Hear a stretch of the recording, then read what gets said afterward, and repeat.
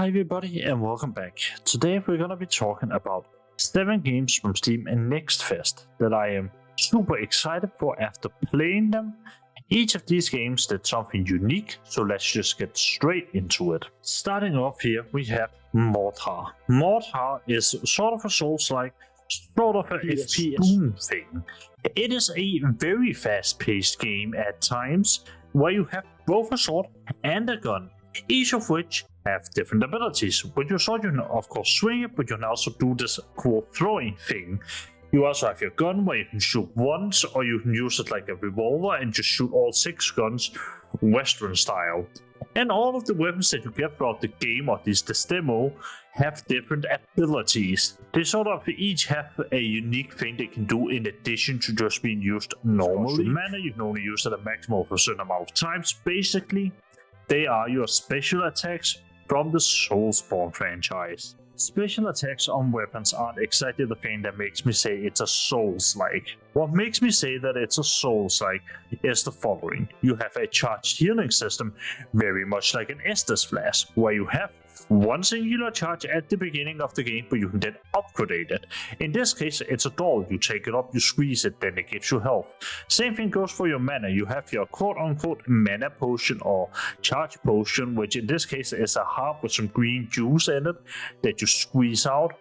You also, of course, have your dodge roll, which in this case is sort of a teleport-esque thing where you can just teleport slightly forward, backwards, or left or right to avoid attacks. These are all great Soulspawn-esque type of things. What really makes me say that it's a Souls-like though are the boss fights. The boss fights, while not exactly only being up against big dudes, are usually somewhat fast-paced. They are usually somewhat challenging, and they usually require you avoiding attacks, dodging around different things. Sometimes it's melee attacks, sometimes it's projectiles, and sometimes it's just straight up explosives. All of the bosses have their own unique patterns to attacks, their own unique attacks, and all of this sort of thing. Basically, like a Soulspawn game. It is incredibly similar to the quote-unquote Soulspawn franchise, including in its presentation and vibe.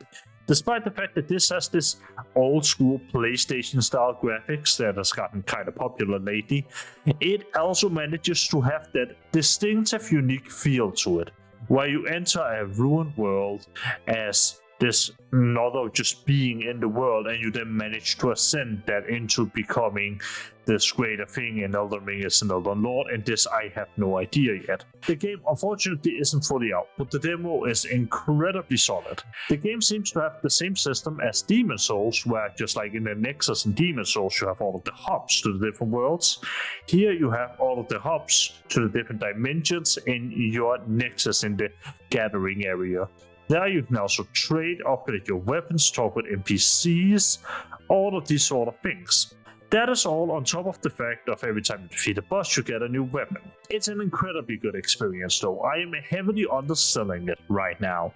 It is an incredible game that I definitely recommend you go and check out right now if this at all sounds interesting to you. Just because the demo is still out and you can still play the demo as of now. So go and check it out and go and give the devs some support, because to me this is probably one of the games that I'm excited for next year. Up next, we're gonna be talking about a roguelike shooter, where you play as a priest going in to kill a witch. And yes, the premise is that simple. It seems like there isn't that much more to it as far as I've played. There's a bunch of wacky characters, each with their own dialogue and whatnot. It's sort of more of a vibe. Sulfur is, however, pretty fucking cool. The game currently only has up to the first boss. However, it is enough to definitely get me excited for the full release, which is releasing today actually. The game itself is, as I said, a first-person roguelike. You get guns, you shoot the guns, so on. What makes this one stand out more from other roguelikes where you just get unique weapons and you continue through just slaying is that in here you also get attachments to those guns, and those guns level up and so on. So you get to play with your guns, then they level up, then you go, well, then you die, and then you go back up, go back down, and then you do it all over again. It has all sort of different effects for your guns. I have found a laser sight, suppressors, scopes. I have even found a thing that make my gun shoot with electrical bullets. And it also has some, I wouldn't say super interesting, but definitely some bosses. It also, and what really stands out about it to me, is the graphical style. This style is a combination of being really cute, but also really weird. I can't really decide whether or not I like it. One thing I definitely like is the fact that the game does play very lightly. And what I mean with that is that it's very chill. It's not something where I have to use 100% of my brain all the time. I am vibing when I'm playing Sulfur. There isn't a whole lot to like sort of say more than that. It is just a pretty big vibe. And the one downside to this vibe is that all of the bodies, when you have killed an enemy, they are objects. What that means is that when you see these small enemies, they all coming charging towards you. You kill them, it creates a body that you then can't shoot through, despite the fact that that body literally being bigger than the model of the next enemy, so they just hide behind their own dead.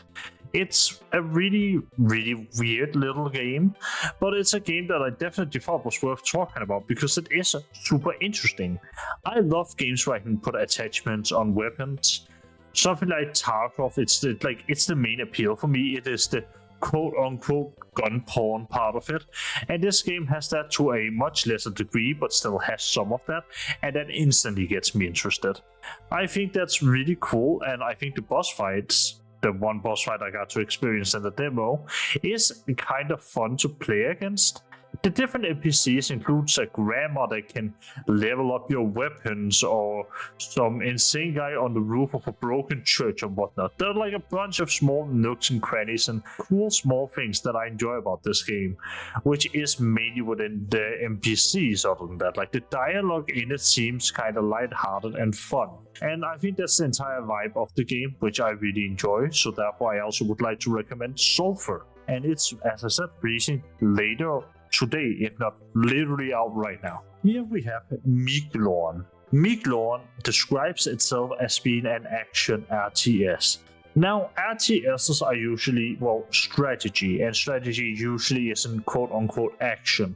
And even if it was, it is already the action of the strategy. However, MIGLORN does this really unique take on it, where you play as a little guy that runs around gathering up resources and then builds a village. Essentially, you play Terraria in this game, or Minecraft, or Core Keeper.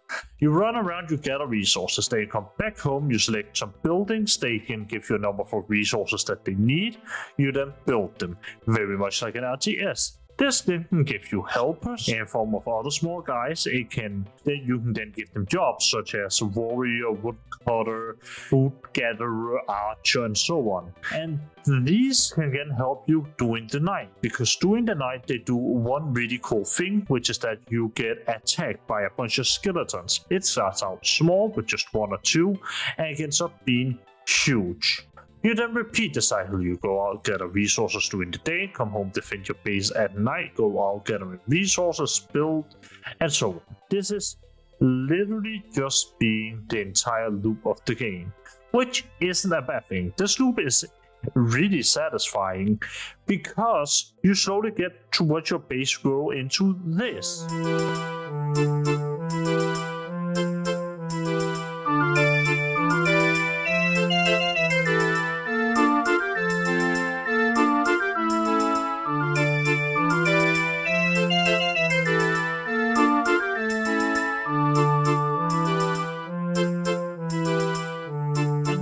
That I also want to say that the loop of MIGLORN is really satisfying because of that. I really do love the sort of gathering resources and then watching my base grow. Very much like I find the sort of perspective of watching for the number go up to be interesting as well.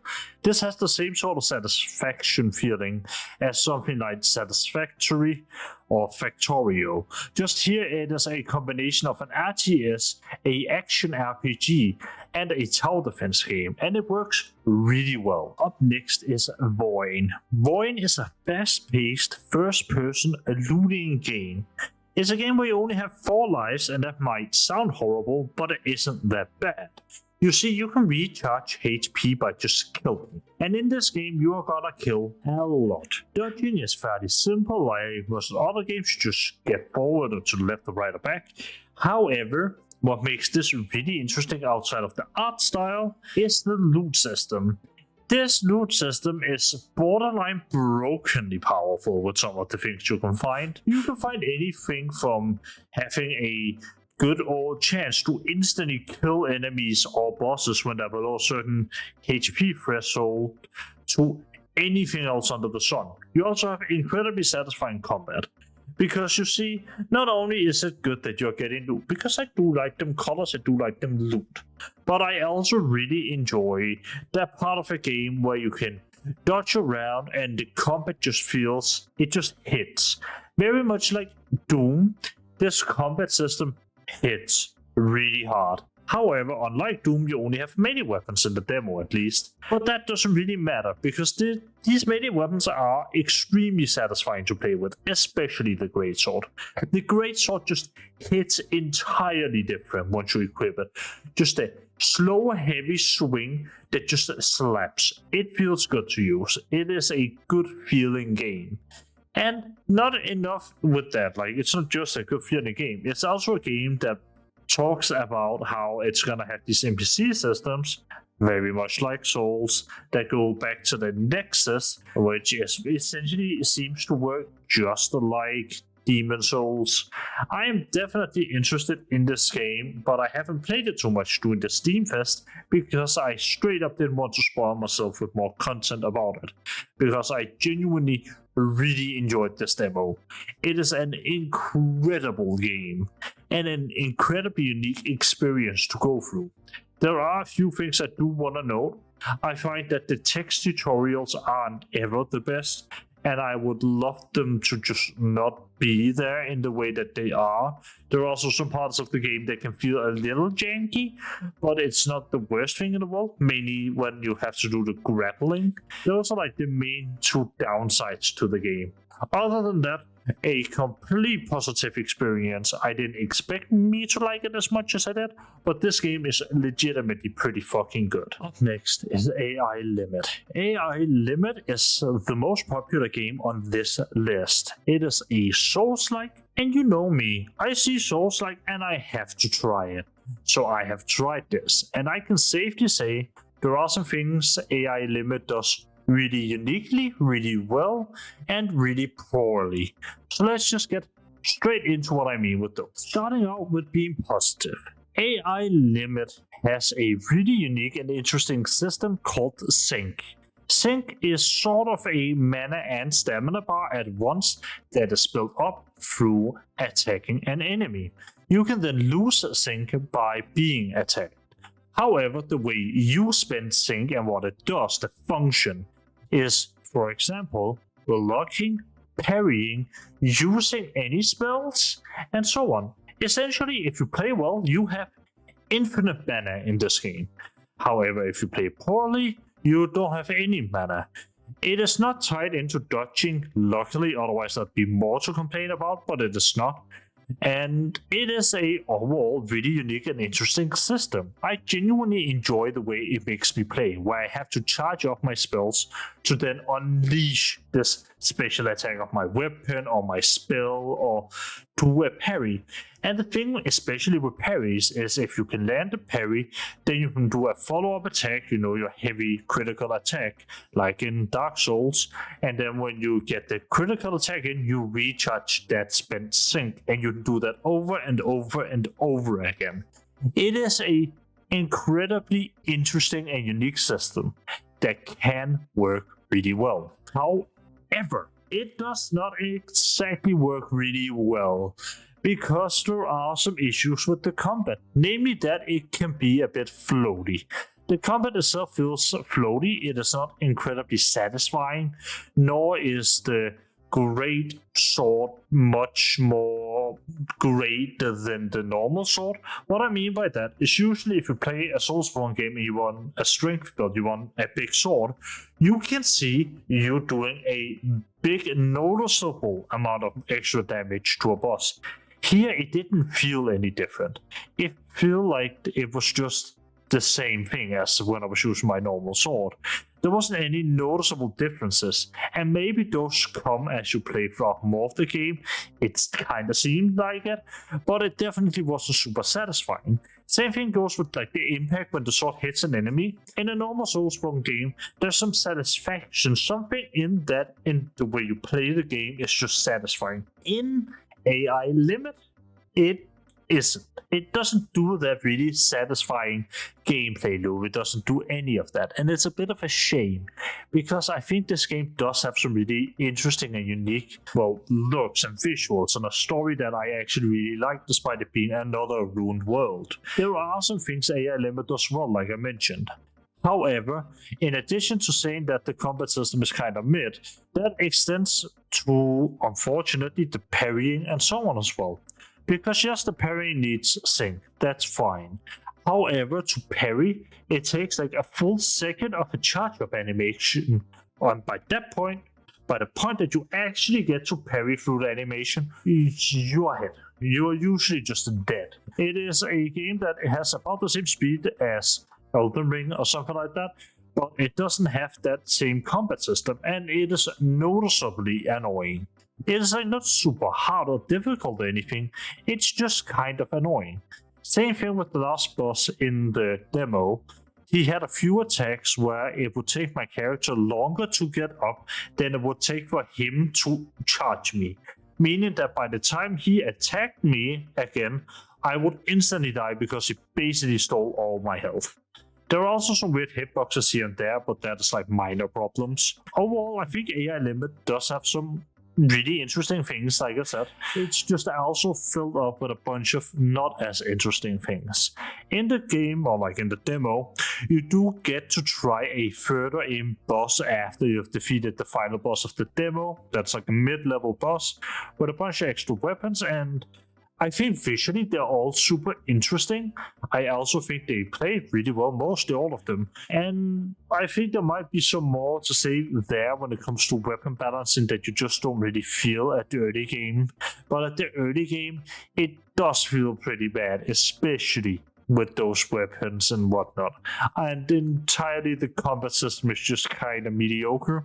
I think that is where a lot of work needs to be put in, because having a good combat system in games like these is so fucking important. Like it really genuinely is. And it just doesn't have that yet. However, AI Limit definitely one to look out for. I think there's some potential here to make a truly unique game that just isn't realized quite yet. Up next is Project Mist. Project Mist is a survival crafting game that takes the idea of the big monsters hiding in the mist and hiding in the fog and kind of takes that in as a gameplay feature.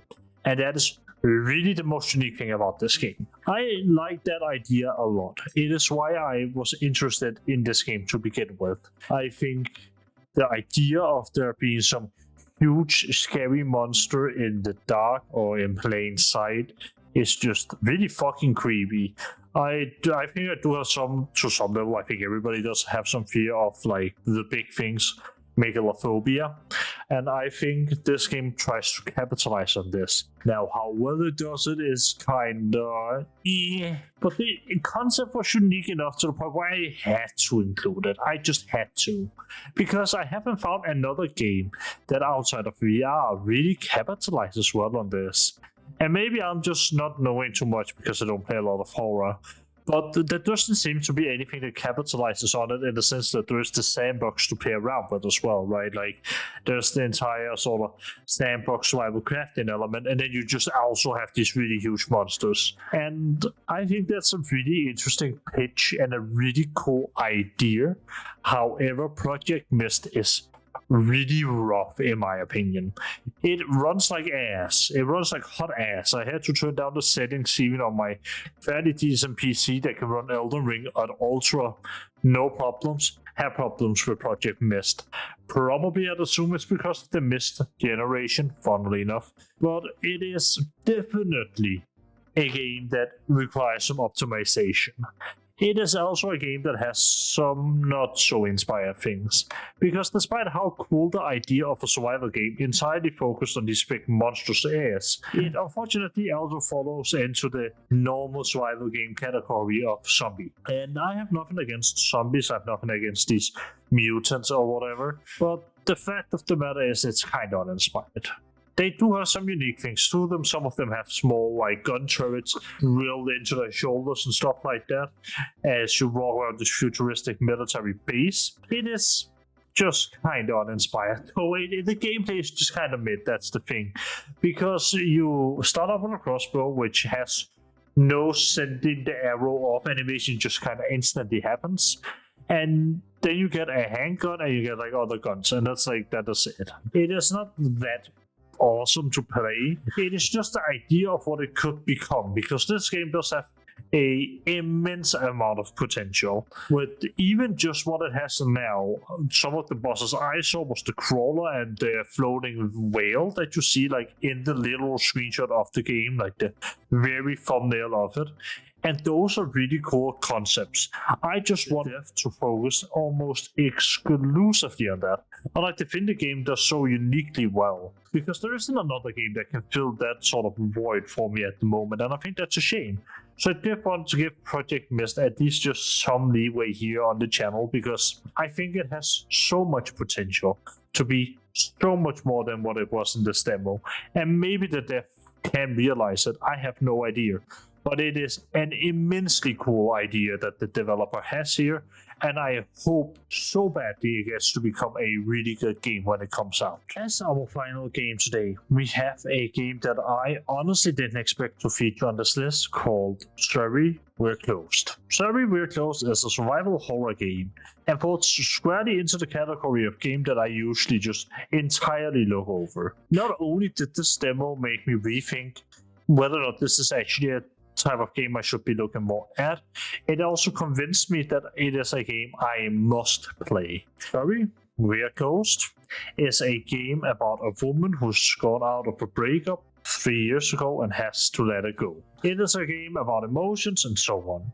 However, a demon feeds on those emotions, and you are very quickly within the game transported to another dimension, where another one of your friends also are. Now, this doesn't sound anything out of the ordinary. Honestly, to me, the first time I get transported there, I immediately thought of Persona 5.